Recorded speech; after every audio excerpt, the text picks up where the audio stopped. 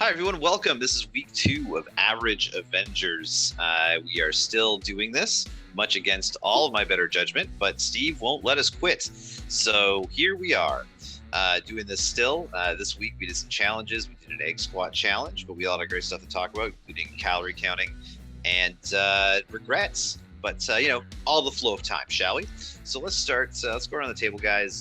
This week we did a great challenge about squatting with an egg in our mouth. Did anyone have the good sense to hard boil it first? How'd that go for everybody? If I was doing it outside, I probably would have done just a normal egg, but I was doing it inside of my carpet, so I did hard boil it. And it's good because I dropped it. Okay, so I said I was gonna hard boil it, so I procrastinated for a couple days, and then I had to accept that I just wasn't going to, and it just wasn't happening, so I just did it, and it was gonna be my punishment to clean up a broken egg for procrastinating, and then I didn't drop it, so. Oh, well, good. Impressive, because I also hard boiled mine because I knew it was going to happen, and so I had some foresight. It was still a hot mess, but it was far less of a mess than if it were a raw egg. Okay. Yeah. All right, why don't we take a look at those attempts? I definitely dropped it once, but I still thought that 20 squats was a little easy overall. Yeah. So I challenged myself for the next time I'm going to do it at the end of the week to build to that. I'm going to try and do 30 squats. I'm sure that's not going to bite me in the butt.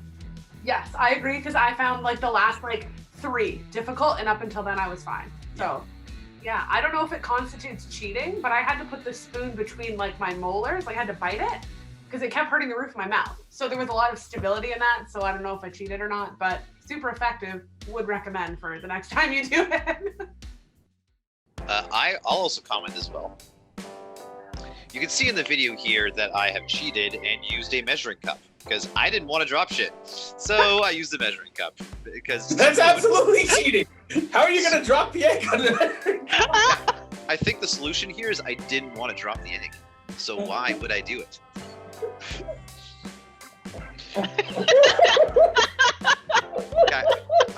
I play a dude who has a bow and an arrow. Okay? Think smarter, not harder, right? Every Yeah. advantage, right? I found actually what I kind of had a learning experience of.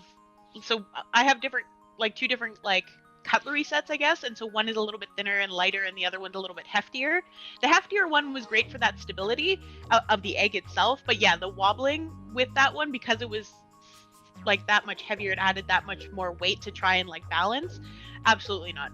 My cheating was changing to a different style of spoon that was a little bit lighter. But I like the idea of putting it in the molars. I might have to give that a try.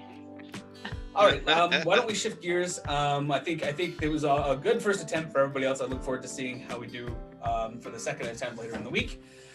Why don't we talk about calorie counting?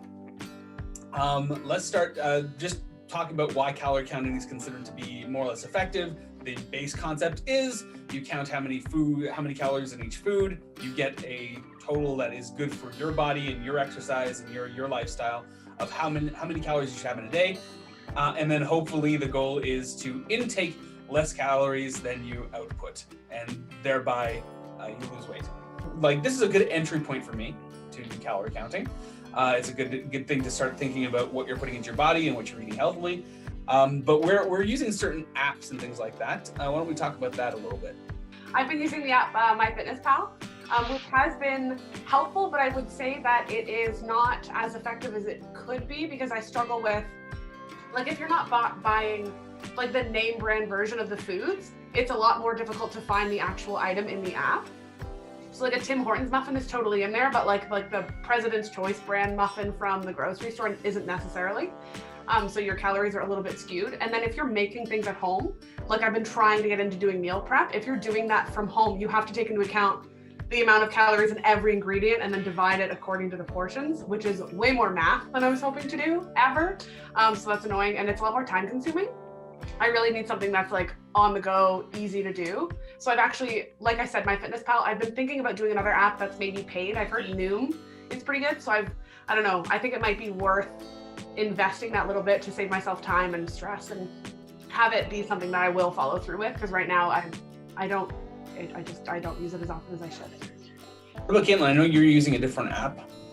Yeah, so I'm using an app called LifeSum. So LifeSum is like pretty much the same thing, but it does actually provide like some graph information of like your fats, your carbs, and your sugars that you intake every day. I find the interface is incredibly endearing and adorable because you have like little fruits and vegetables that are like your little cheerleaders all throughout the day. And it also has a portion of the app that you can track your fruit and vegetable intake. So like if you've had a serving of fruit or serving of vegetables, and you should be having like 3 a day, so you try and meet it challenges you to meet that every day. It also acts as a water drinking reminder, and it tracks how much water you drink as well. And that it gives you kind of a baseline for the day, but then as you exercise and as you eat foods, especially foods with salts or fats, it'll like that the number of glasses to drink will increase to try and like keep up with your diet as well. And it plays well with other apps in the sense of like you can attach it to like a Fitbit or a something else or whatever. So I do like it. I do use the paid version. It was on sale for springtime, so it was like $50 for the year.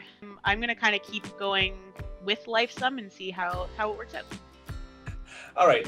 So I think it's a good start to the week. Let's touch back at the end of the week with our second attempt for egg squats and talk about how the week went.